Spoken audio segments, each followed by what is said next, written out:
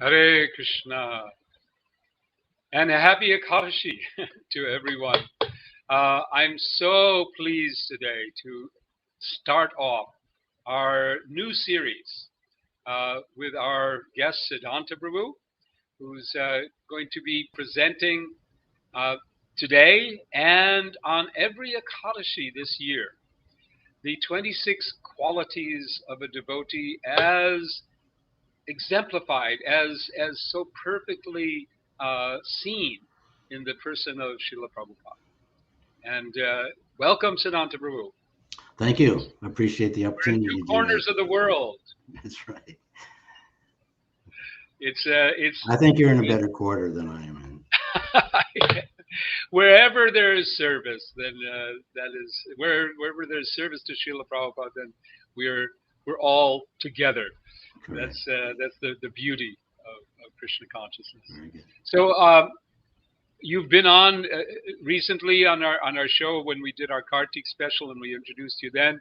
And in the descriptions of this program, we'll have the whole bio for you.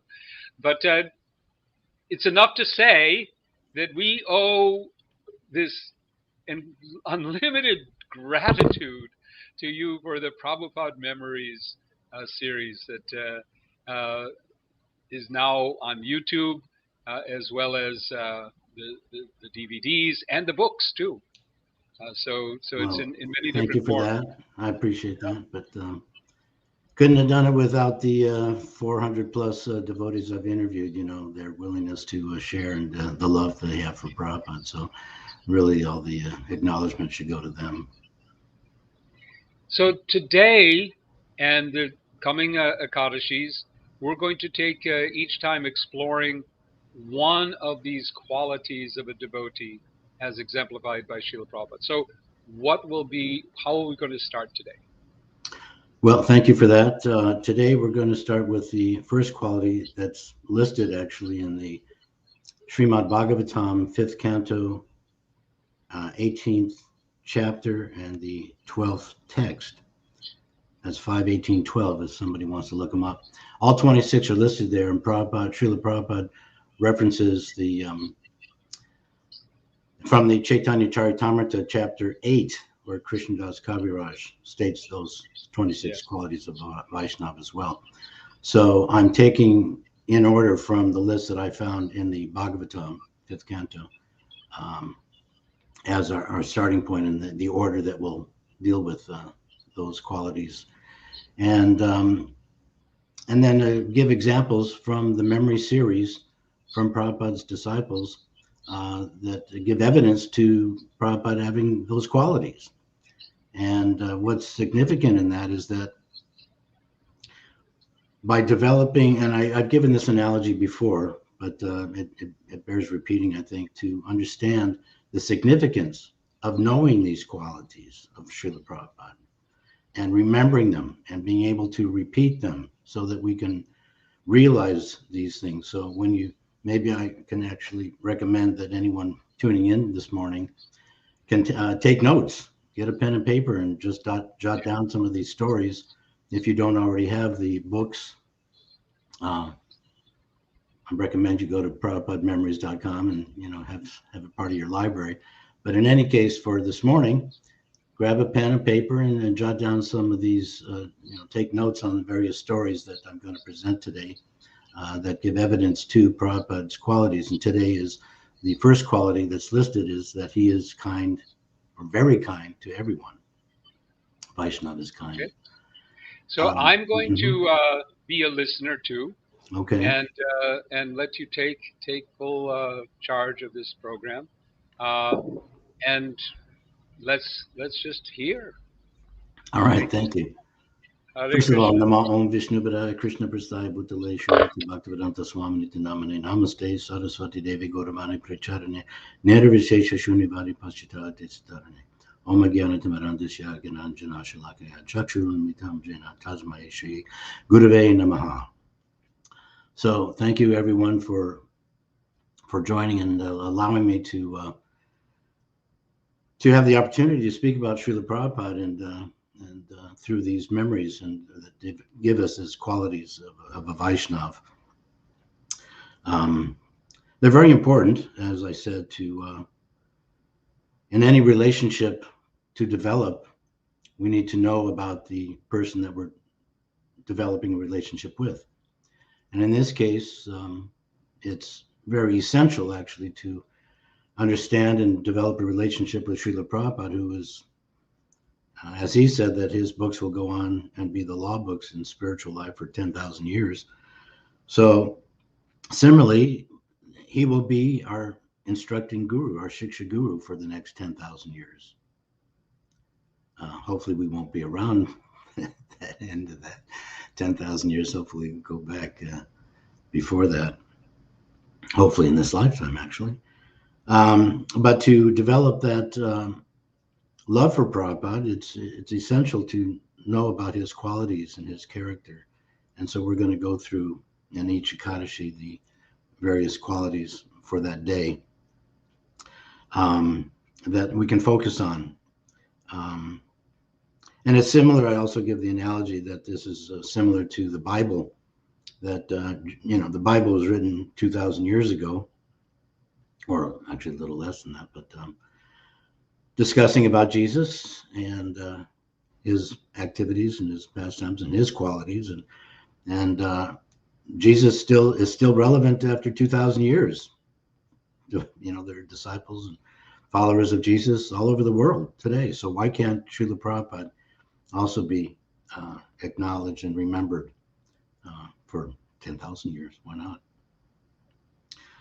I also want to give my thanks to Gopal Bhatta for inviting me on this series and Pancharatna for hosting it today. The series itself, actually, when he gave me this assignment, or he's called me a contributing editor. I'm not sure if that's applicable, but it has given me the opportunity to do some homework, and it's been very inspiring and very much. It gives me a lot of thought and dedication to focusing in further on Prabhupada's qualities from the memory series, focusing on all the different stories that I've collected over the last 30 years, and to delineate which quality or which anecdote or which story would fit a particular quality that we're going to focus on these Ekadashis. And it's a great meditation. And Pancharatna actually mentioned last time we talked about how great it would be to have a book that goes over these qualities and anecdotes that fit each one of these qualities. Now, for myself, I've only picked out 6 for today. We'll speak for maybe 20, 30 minutes, and we'll have time for questions and answers afterwards. But if I throw out more than that, there's over 3,000 stories from the memory series, but today we'll focus on 6.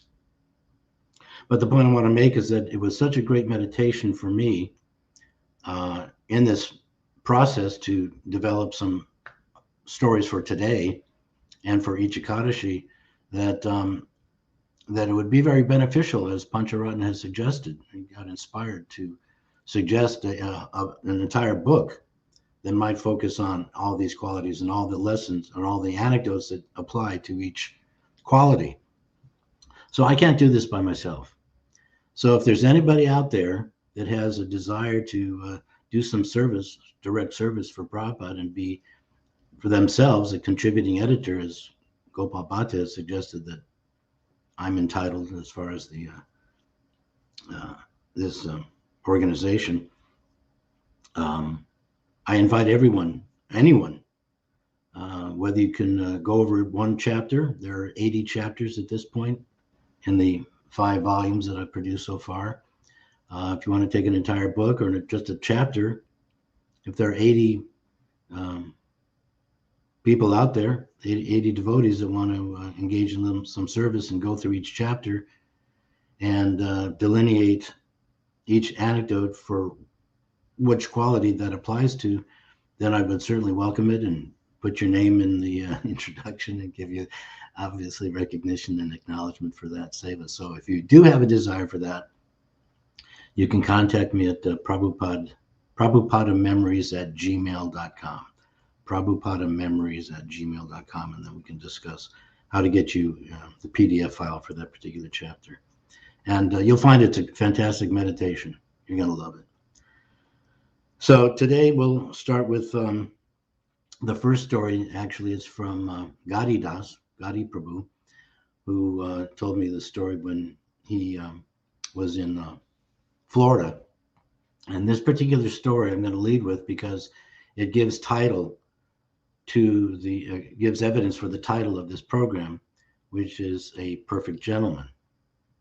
That's the title of this series on each Ekadashi.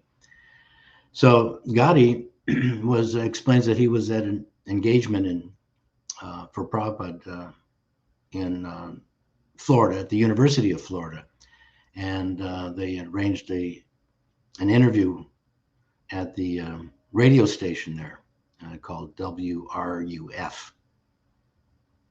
Srila Prabhupada, totally appreciated devotees getting him interviews on radio, television. We've seen some of them in Yadabara's great series. So we know that that's something that Prabhupada and really appreciated to get the message out to as many people as possible. So this one day, Prabhupada was at the radio station at the University of Florida. Now, it was really not a large public place, but it was a student-run radio station, but it was set up very professionally. And this particular interviewer that Prabhupada was discussing with, Gadi describes that he had a British accent and was actually kind of antagonistic in a way. Gadi found that this interviewer was actually trying to ruffle Srila Prabhupada and trying to provoke him.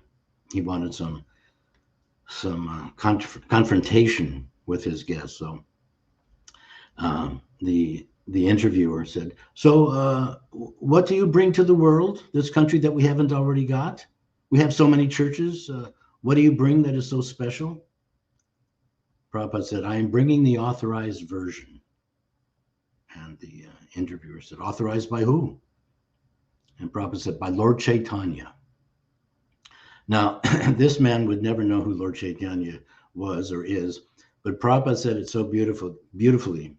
Gadi describes it. He said, "Authorized by Lord Chaitanya." Then the man would continue with his antagonistic questions, and finally he said, with his British accent, I don't have a good British accent myself, but he said, "So how would I recognize someone who is a follower of Krishna consciousness?"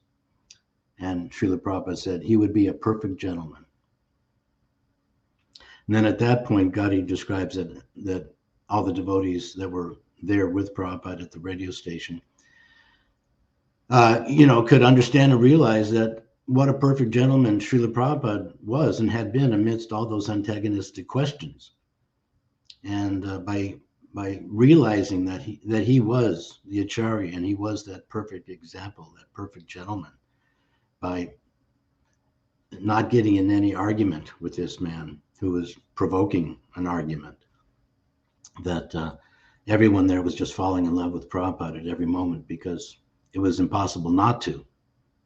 And Gadi describes his heart is so kind, and even kind to this man who was trying to provoke him. So that's our anecdote that describes the meaning of our series, A Perfect Gentleman. And realistically, that's how you can, distinguish. Prabhupada was not sectarian, so he was, always told us that you can chant names of God, any bona fide name of God. And we don't say you can't chant Allah, you can't chant Yahweh, Jehovah, so many, 1,000 names of God. But by doing so, that will develop the godly qualities in that individual. So Prabhupada is that Acharya, and showing us that he was able to be kind even to this gentleman. And therefore he exhibited that quality of a Vaishnava, which is that he is kind, very kind to everyone. So that is our first anecdote for the day, which will give evidence as to Srila Prabhupada's quality. This next story is from our god brother Kishore Das. And he tells an anecdote, a story that took place at the Bhaktivedanta Manor in 1973. And Srila Prabhupada was in his darshan room. If anybody's been at the manor or has seen videos or pictures of it, it's a room that's maybe, I'm guessing, maybe 20 feet by 30 feet. It's not a large room, but not a small room. But this day in 1973, the darshan room was packed. And it was packed with people from different religious denominations. Leaders from various traditions had come to see Prabhupada and to see, who is this Swami that has come to the UK, and who was the leader of the Hare Krishna group. So it was, if you pack in 20, a good amount of people in a 20 by 30 room, it can be very crowded. And it was. Everyone was like knee to knee sitting on the floor, which were, of course, covered with sheets like that, Prabhupada like that, for cleanliness purposes. But as Prabhupada explained as he was explaining Krishna consciousness to this group full of devotees and guests, the door slowly opened and in walked Kishore's 5-year-old stepson, little 5-year-old boy. His name was Premananda. And Kishore had recently married, and Premananda was that day dressed by his mother from head to toe as a sannyasi outfit with a little danda. And so here's this little 5-year-old boy that opens the door, walks in, and of course Kishore was thinking, oh my God, what's his mother doing, dressing him like a sannyasi? He couldn't figure that one out, but that was the first time he saw the Premananda dressed in that fashion. But as soon as Kishore, Premananda walked in the room, packed with adults, and Srila Prabhupada sitting behind his desk, addressing everyone and speaking about the benefit and what is Krishna consciousness. Prabhupada immediately stopped speaking. And he looked over to Premananda, and with a smile from ear to ear, Prabhupada said, Maharaj, with his eyes wide open, he said, welcome, come in. And Premananda somehow or other started to clamber over, and literally climbing over all the people that were sitting in the room just to reach Prabhupada's desk. And Prabhupada was beaming at him as though he was a sannyasi coming home from his travels. Prabhupada said, Maharaj, what is your name? And Premananda answered, Premananda. Prabhupada continued, he said, Premananda Maharaj, take. And Prabhupada offered him a sweet from the tray of sweet balls that sat on the table. So Prabhupada was enjoying and watching him eat the sweet in his sannyasi outfit with his danda. Just immediately, as soon as he saw him, he stopped the whole conversation with all these other people in the room and addressed and greeted this 5-year-old child. So Prabhupada was very kind, obviously giving an example again of his kindness, that he recognized and acknowledged everyone, no matter the age of their bodies. And in this case, a 5-year-old boy, Prabhupada immediately stopped everything and addressed and offered him some Mahaprasad. So Prabhupada, it was memorable, Kishore remarked in my interview of him that it was memorable to see Srila Prabhupada interact playfully with a child and then immediately transform back to the serious guru discussing spiritual matters, with the adults in the room. So Prabhupada's kindness, and Kishore also acknowledged this, that his kindness to this child was impressive to see. So those are two to begin with. This next story is from a female disciple, Kishori. We have Kishore, now we have Kishori Devi Dasi, who is a French devotee. And she described to me a time in Vrindavan that she had an encounter with Srila Prabhupada that will also, as you'll see, give us another example of Prabhupada's kindness. Kishori was married to our architect, Surabi Swami, excuse me for forgetting that, Surabi. So she had the great service of cooking for Srila Prabhupada. So she was there in the early days, and she was cooking for Prabhupada and doing, personal service for Srila Prabhupada every day. And at this one time that she describes in Vrindavan, the mosquitoes were out in force. And so everyone got the alert. The announcement got out. Everyone was told to be careful and to make sure that all the doors to Prabhupada's quarters were perfectly closed.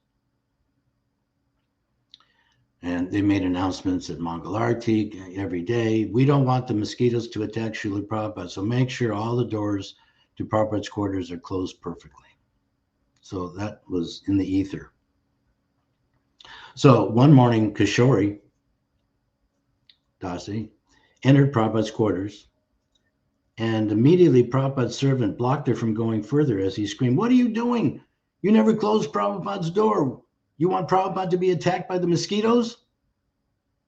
With a lot of venom and anger in his voice. And Kishori was startled, to say the least, because she had been so attentive to close the door. She was very careful about taking care of Srila Prabhupada. But the servant continued on, and the servant pointed his fingers at her and continued screaming, "You are stupid." But Kishori defended herself. She said, "No, yes, I promise you, I did close the door. I did close the door." And the servant kept ranting on and chastising her and criticizing her and with profanity. And suddenly, Kishori felt an incredibly strong grip on her hip.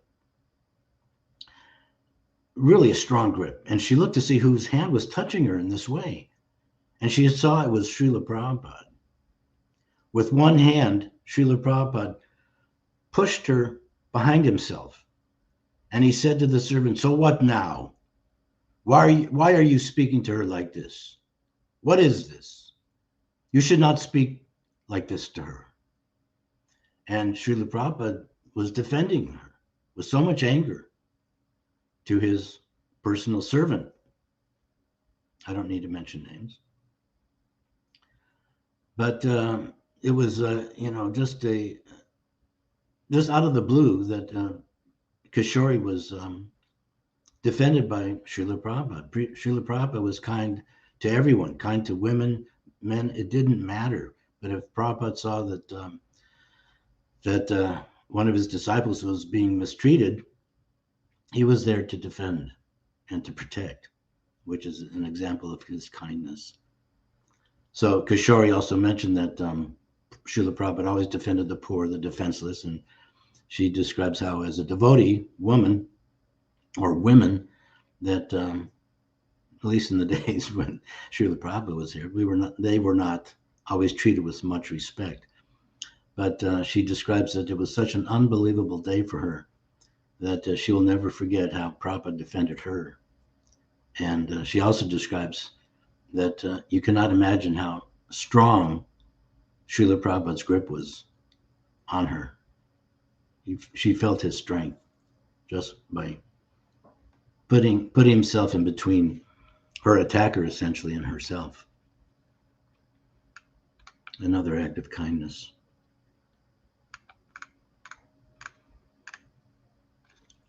Excuse me.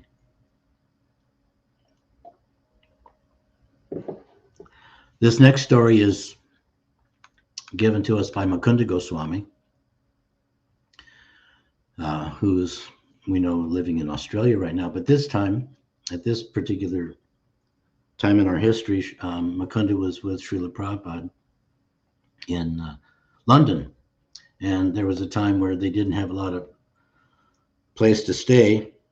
And so John Lennon agreed for the devotees that they could stay at his estate. And at this time, they had a little place for Srila Prabhupada to stay. And during their time there, they came to learn that there was a bricklayer who was hired by John Lennon, who was also working on John Lennon's property. But this particular bricklayer, this bricklayer had experienced ghosts. And the bricklayer told his wife, who then confided with the female devotees, that he was hearing sounds like a body in chains that was being dragged across the floor above where he was living. He didn't want others to know about this, but somehow it got back to Prabhupada. He couldn't sleep. He was being kept awake at night, and he couldn't do his job. That's what the bricklayer was concerned about, being kept awake at night by these ghostly sounds. So it was becoming actually a very dangerous and critical situation for him. So Srila Prabhupada, not even knowing this particular individual, he didn't know this bricklayer, hadn't been introduced to, but just by hearing about what was going on with this individual, Srila Prabhupada said that the devotees should go into the bricklayer's apartment when he isn't there and perform a roaring, loud kirtan with blowing of conch shells for at least 4 hours. He said, Srila Prabhupada said that this would drive away the ghosts. And Mukunda explained that we learned, or he learned, and the other devotees learned, that the next day, that the night after the kirtan, the bricklayer didn't hear the sounds he thought were ghosts on the rooftop, and he was able to get a good night's sleep and carry on with his work. So it's a true story that an exorcism done by the holy name at the behest of a pure devotee saved a person's livelihood. So in other words, another example of Prabhupada's kindness, he had the remedy for this particular problem. We all have we have material problems and we have spiritual problems. So Srila Prabhupada would also give us devotees cures for various material, physical ailments, even acne. He told Madhusudana that, how to cure acne, and also at the same time giving us information how to cure our spiritual disease, that we think that we're the body. So he's giving us those remedies and being kind. And obviously his greatest kindness is leaving his home in Vrindavan and coming to America with nothing and spreading Krishna consciousness on the order of his spiritual master. That's the ultimate kindness that we've exhibited. This next story is about a crazy person. And this crazy person is one of Srila Prabhupada's disciples who became initiated by Prabhupada. But in the beginning, his name is Prabhupada Das. He's also now taken sannyas, and I'm not sure of his sannyas name right now. But in the early days, in the early 70s, this devotee, Prabhupada Das, before he got initiated, was taking a lot of LSD and taking huge amounts, where he became crazy. You cannot have a clear mind, when you're hallucinating and not chanting Hare Krishna, obviously. But Prabhupada Das explained that in 1972, that he had one final darshan with Srila Prabhupada. And at this time, it wasn't so easy to sit down with Prabhupada, because Prabhupada was known as Srila Prabhupada then, not Swamiji as in the early days. And that's another story how that name came about. But I'm sure most of you know. But, you know, the Hare Krishna movement had spread all over the world. And and a lot of the big guns, you know, tried to make sure that Prabhupada was protected and had allowed time for him to do translation work. So it wasn't so easy to go on morning walks and to have personal darshan as it was in the very early days. But this particular story was in Boston. The devotees set up a darshan, and then they introduced, his name was Lon, Bhakta Lon, Lon, and they introduced him to Srila Prabhupada. But he describes that they made a mistake. He said that the devotees called him, this is Bhakta Lon. He used to speak with you at 61 2nd Avenue in the early days. And Bhakta Lon, or Prabhupada Das, now said that that he had not been completely cured of his craziness, but he was a little sober enough that he knew that dealing with someone who was extremely important, and he was chanting Hare Krishna and beginning the process, but he was too nervous to explain that it wasn't 61, it was 26 2nd Avenue. But at the same time, he wanted Prabhupada to remember him. He wanted Srila Prabhupada to remember their earlier conversations. And so he said to Srila Prabhupada, he said, Srila Prabhupada, when I used to speak with you in 1961, I was very crazy. And when Srila Prabhupada heard this, he raised his eyebrows and he said, and he looked at him right in the eyes and said, oh, are you still crazy? He was teasing Bhakta Lon. But it was like to make a crazy person become even crazier in a sense. But anyway, everyone sat down and Prabhupada asked him, he said, what are you doing? What is your situation? And Prabhupada Das, who was Bhakta Lon at that time, explained that in such a way as to try to convince Srila Prabhupada that he was no longer crazy.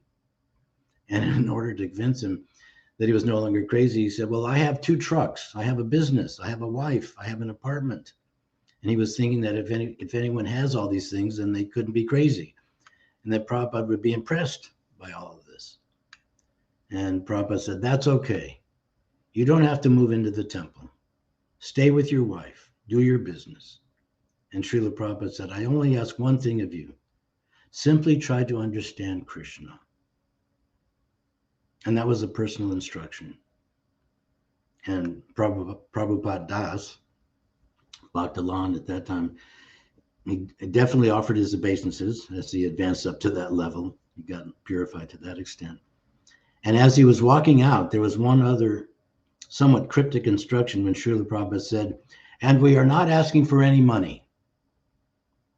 And that was the last thing that Prabhupada Das, Bhakta Lon, had heard personally from Srila Prabhupada. So again, an act of kindness.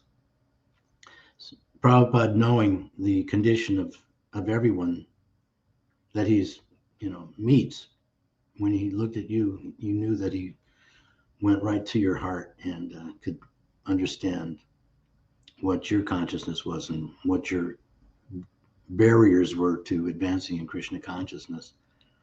So at this point, he was very kind and not chastising. He was very kind to say, just do your business. You don't have to move into the temple. And then he topped it off with saying, and we're not asking for any money. So another simple act of kindness to, at that point, a semi-crazy person. He had become a little less crazy at that point. And we'll end with one last story here, and then we can open it up for questions and answers if there are any in the audience. It's hard to see who's online here. But this one is from Madhavisa Prabhu, who sadly is not with us.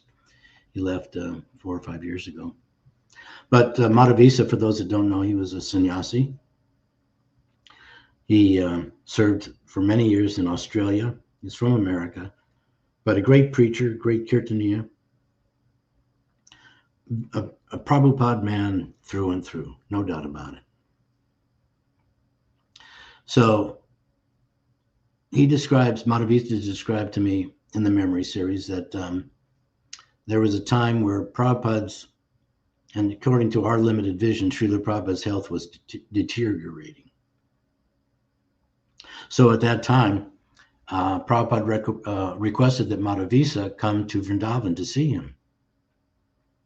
So Madhavisa, was a sannyasi for many years. He held that ashram for many years, but in time, he left that ashram and he got married.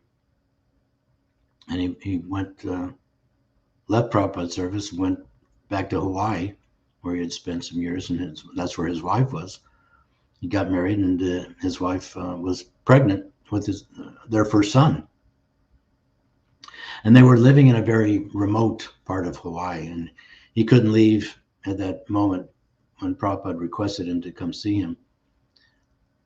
But he sent a message out that he promised that as soon as his wife had her baby, then he would come.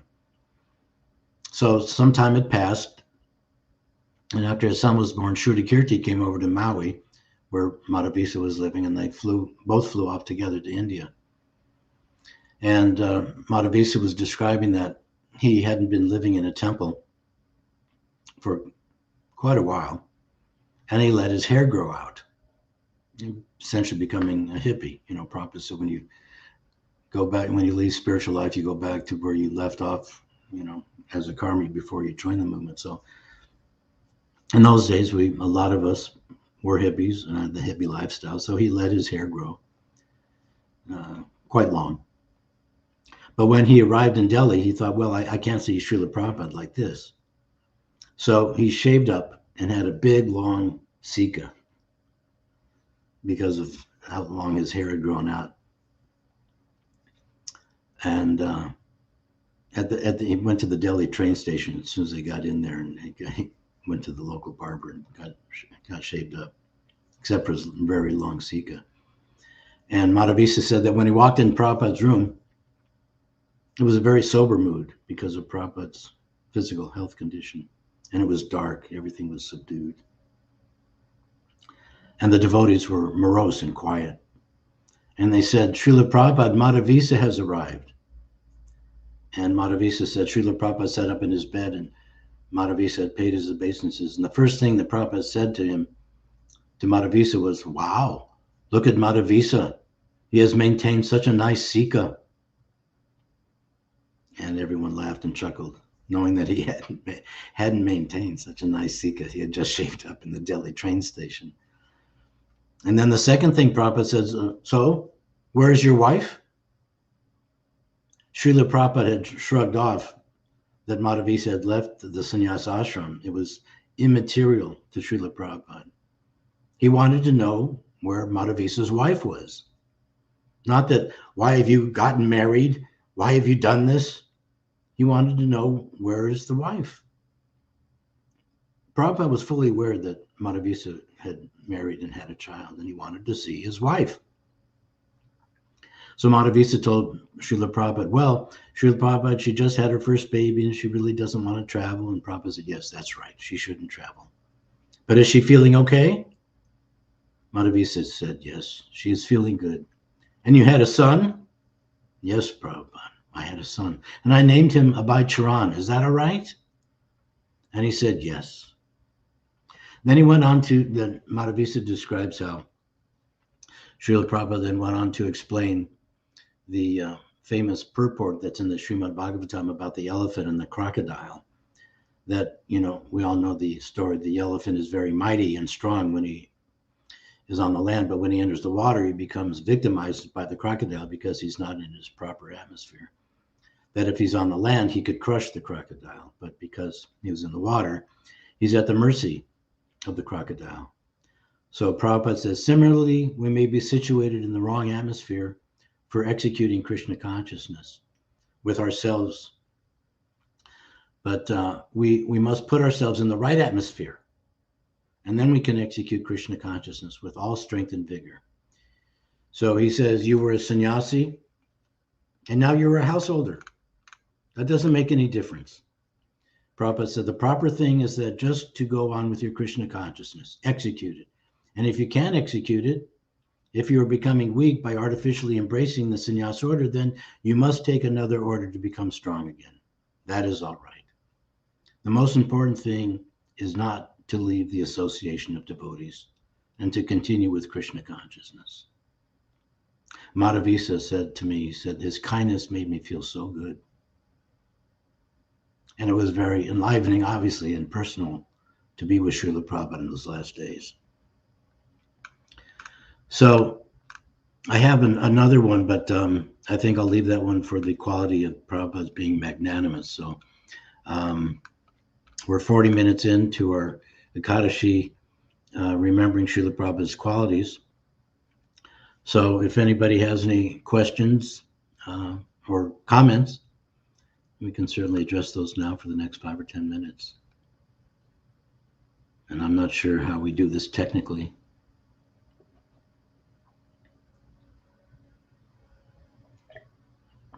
Can't hear you. There we go. Okay. Let me thank you for the meditation on Srila Prabhupada's kindness. It is one of those extraordinarily heartwarming qualities that even just from the perspective of how we've been given this opportunity is in itself such a great kindness. Like you pointed out, the kindness of coming to the West and accepting all of the austerities. We have a question from, this is a Shamasaki question. Let's see. It is being, oh, there we go. The pastimes you shared on kindness, I'll just show it here, reflect appreciation, acknowledgement, and encouragement are the key elements to exhibit kindness. How does one strive to remain in a perfect situation always? Okay. Well, the ultimate answer, I mean, I'm not a scholar or anything, but what comes to mind for me is the solution, which is the medicine that Prabhupada has given us. And that's in the form of the Hare Krishna Maha Mantra. That just by that chanting, if it's done properly, without offense, those good qualities will manifest. They will come naturally. And then if you know some of these pastimes, then you can maybe remember something if you're in that position where you're confronted with a particular situation where your emotions are being, your motive, ignorance or passion are rising up in your heart, welling up to react in a negative way, in an ungodly, un-Vaishnava way. Then maybe some of these anecdotes you can remember that, oh, this is how Srila Prabhupada acted, and I should also act in the same way. But if you want to do it always, then become pure. Prabhupada said you can also reach this state. That's the great thing about Srila Prabhupada, is that we know he's a saint. He's a saintly person, but he's not God. He is a spiritual Acharya who has taken up this process as himself. Of course, he's a Shakti avatar, but he's showing us that we as living entities, part and parcel of Krishna, jivas, we also have that ability to attain that quality, that we can enable ourselves to be in the presence of Srila Prabhupada and Krishna in the spiritual world. So how we do that? By chanting purely. Hear your rounds as best you can, and those qualities will manifest, guaranteed. Any other questions? Comments? We did have a comment here from one devotee who really liked your idea about a book on the writing a book about the qualities based on memories. Wonderful idea. I think it is a wonderful idea too. Yeah, well, it's we'll share something about that. I'll give you credit, Pancharatna, because it was your idea. When I saw you in New York, you said, "Man, we should have a book." So I'm putting the offer out there. Let's all be in the platform of being able to meditate on Srila Prabhupada in such a specific way. That here's the way. If you have a job, you're making a living, if you're a housewife, whatever your situation is, here's a little direct seva where you can be also a contributing editor. That's what Gopal Bhatta called me. So let's everyone become a contributing editor for glorifying Srila Prabhupada. Krishna, this is the thing, Krishna likes when his devotees are glorified. That's a fact. So how do we glorify Prabhupada? By passing on these personal anecdotes and lessons that Prabhupada has given us that show how Prabhupada is a perfect Vaishnava, perfect gentleman, with all these 26 qualities that we're going to go over. And so again, this is not shameless promotion, but I'm requesting everyone, if you really feel that this is also essential, write me at prabhupadamemories@gmail.com, and we'll send to you a particular chapter that you can then break down each story and then tell me, and we'll be in communication, which quality that particular story relates to. And then we'll compile it and we'll produce a book.